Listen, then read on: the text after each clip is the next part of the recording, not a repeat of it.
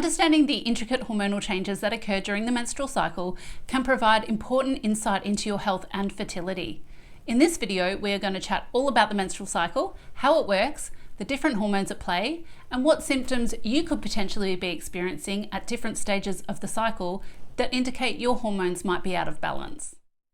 I'm Maryanne Loving, Doctor of Chinese Medicine, and you're watching Loving Your Health channel, where we talk all things women's health, hormones, fertility, and menopause. So let's get started.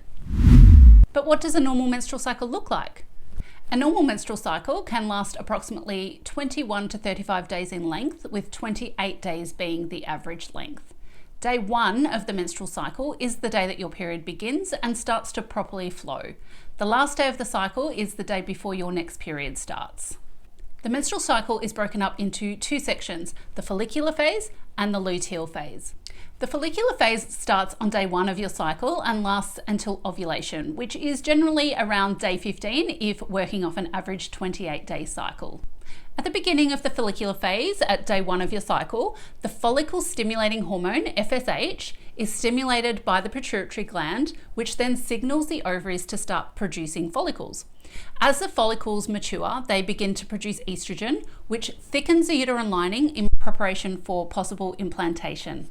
Between day 10 to 14 of the cycle, estrogen levels peak, triggering the pituitary gland to stimulate luteinizing hormone, or LH, which then starts to surge and a mature egg is released from the ovary. This happens at around day 14 of a 28-day cycle, and this is ovulation. Pretty smart, hey? Once ovulation occurs, we move into the luteal phase of the cycle. Generally, the luteal phase will commonly last between 12 to 14 days, and this is generally set in stone. Once the ovary releases the egg, it forms the corpus luteum, which begins to produce progesterone. Progesterone is the dominant hormone in the luteal phase of the cycle. At the same time, estrogen starts to decline to lower levels, but continues to support the growth of blood vessels in the lining of the uterus.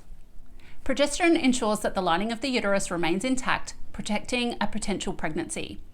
If implantation does not occur after 12 to 14 days, progesterone starts to decline, as does estrogen, which then triggers a period and the cycle starts all over again.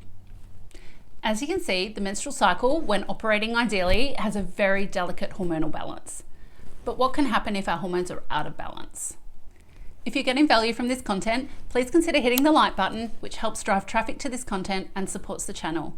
Also, feel free to comment below if you have any questions at all about the menstrual cycle or just want to say hi.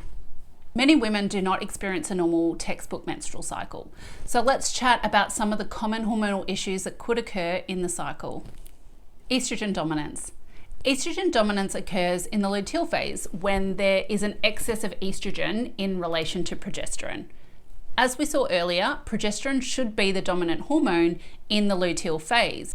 However, if estrogen is in excess at this stage of the cycle, women may experience symptoms such as irregular, heavy, and/or painful menstrual periods, breast tenderness, mood swings, and/or weight gain, especially around the abdomen.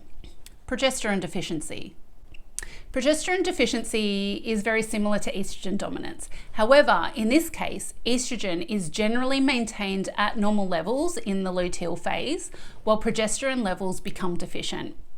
In this case, we still see symptoms of estrogen dominance. However, there may also be additional symptoms such as a short luteal phase, spotting before the period, PMS, and/or difficulty maintaining pregnancy, FSH-LH imbalance. In a normal menstrual cycle, FSH and LH levels should be closely balanced around a 1-to-1 ratio. For example, if the follicle stimulating hormone levels are around a 5, then luteinizing hormone levels should also be around a 5, give or take. If FSH and LH levels are significantly out of balance, one being much higher than the other, this can indicate issues with ovulation, either due to a pituitary or hypothalamic issue like a pituitary tumor, or an issue with the ovaries themselves, for example, polycystic ovarian syndrome or menopause. In any case, if the function of the ovary releasing the egg doesn't occur, then the corpus luteum won't develop and progesterone won't rise. This can result generally in long cycles, anovulatory cycles where you don't ovulate, but have a breakthrough bleed instead of an actual period, or no cycle for long periods of time, which is called amenorrhea.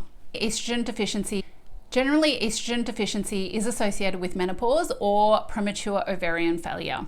It is when there is insufficient amounts of estrogen circulating in the body. This can cause symptoms like irregular periods, migraines, vaginal dryness, hot flushes, mood swings, and/or decreased libido. There are many reasons why your hormones may be out of balance. It could be a long-term issue for you, or it could be something that just occurs every now and then. There may be underlying lifestyle factors that could impact the delicate hormonal balance of your cycle. For example, your sleep, stress levels, diet, and/or exercise. It's important, if you're experiencing symptoms with your cycle, to consider consulting with a qualified health practitioner who can help pinpoint the hormonal imbalance and underlying factors so that they can be adequately resolved. If you would like to dive a bit deeper into understanding the role and functions of estrogen and progesterone, you can visit my next two videos, Estrogen and Progesterone Explained. Thanks for watching.